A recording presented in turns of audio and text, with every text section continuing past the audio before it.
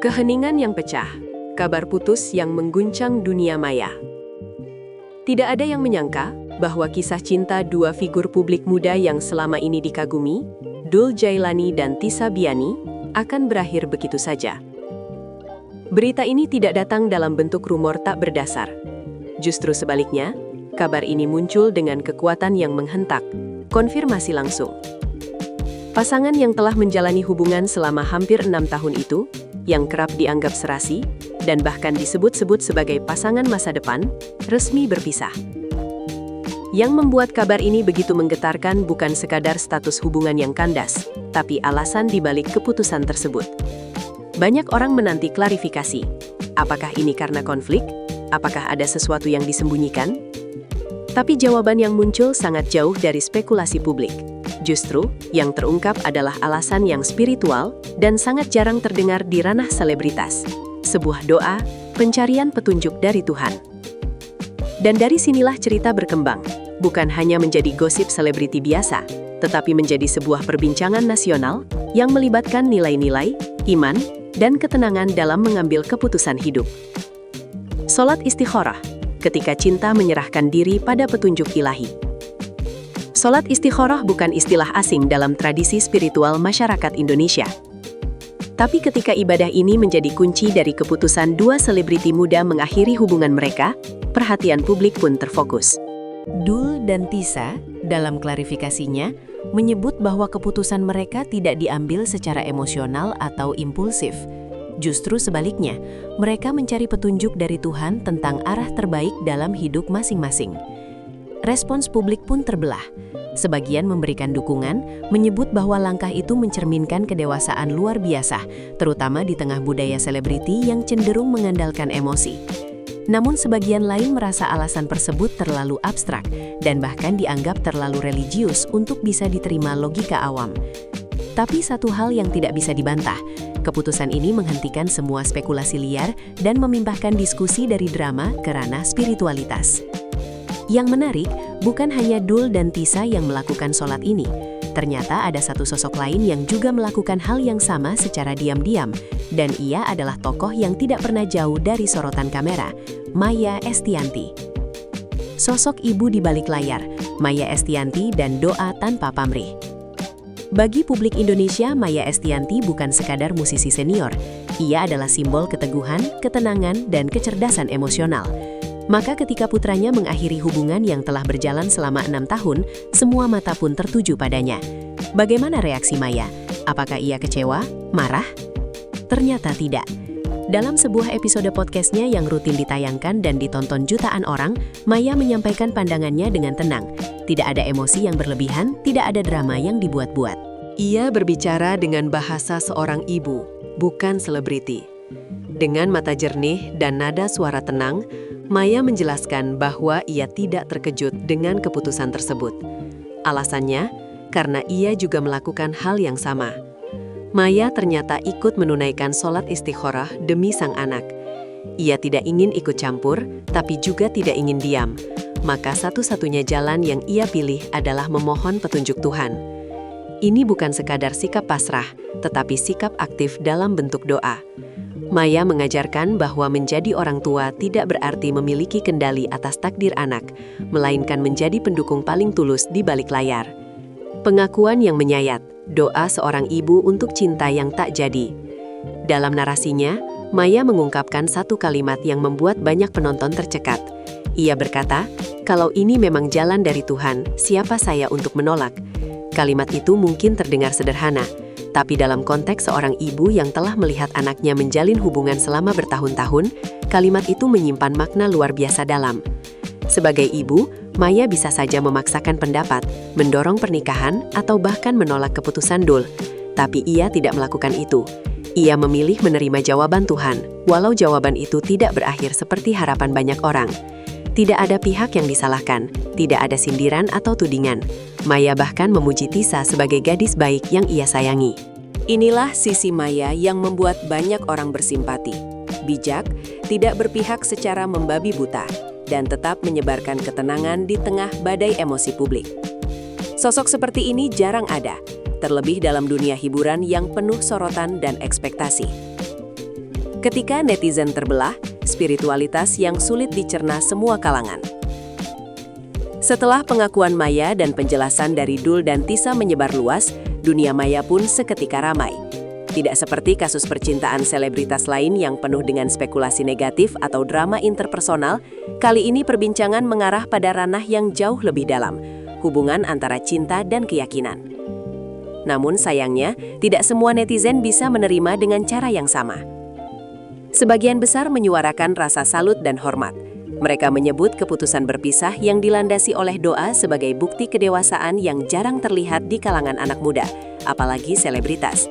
Mereka menyebut Doel dan Tisa sebagai contoh bahwa spiritualitas tidak hanya berbentuk simbolik, tetapi juga bisa menjadi kompas dalam hubungan personal. Namun, ada pula kelompok yang skeptis.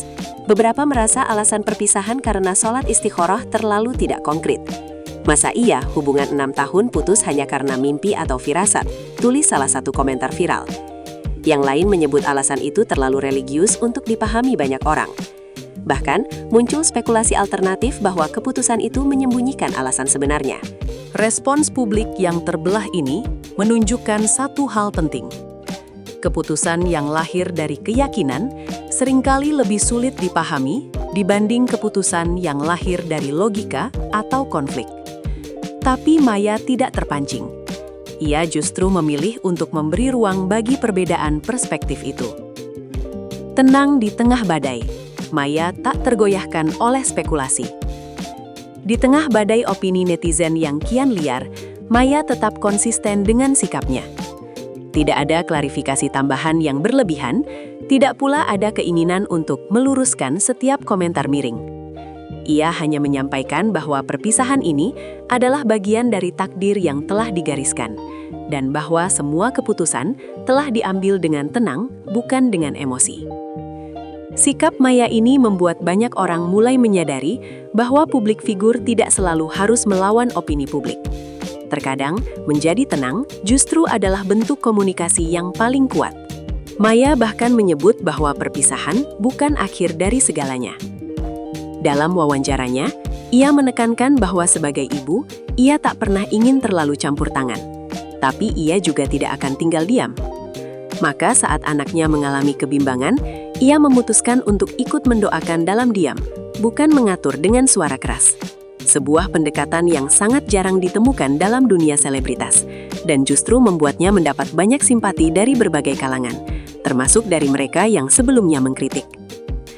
Hubungan 6 tahun, cinta yang bukan main-main, tapi tetap harus berakhir.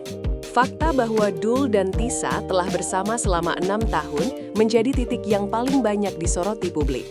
Selama itu, mereka tak hanya menunjukkan keromantisan di depan kamera, tapi juga menghadapi berbagai tantangan hidup bersama, dari tekanan karir, komentar publik, hingga dinamika keluarga.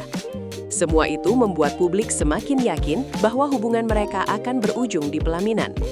Namun kenyataannya, tak semua hubungan panjang berakhir di pernikahan. Maya sendiri mengatakan bahwa lamanya waktu bukan jaminan bahwa dua orang ditakdirkan untuk bersatu. Kadang yang cocok belum tentu berjodoh, katanya dalam salah satu cuplikan yang paling banyak dibagikan. Pernyataan itu menghantam banyak harapan, tapi juga membuka ruang perenungan. Banyak penonton podcast Maya yang mulai menyadari bahwa cinta tidak bisa berdiri sendiri tanpa ketenangan dan keyakinan.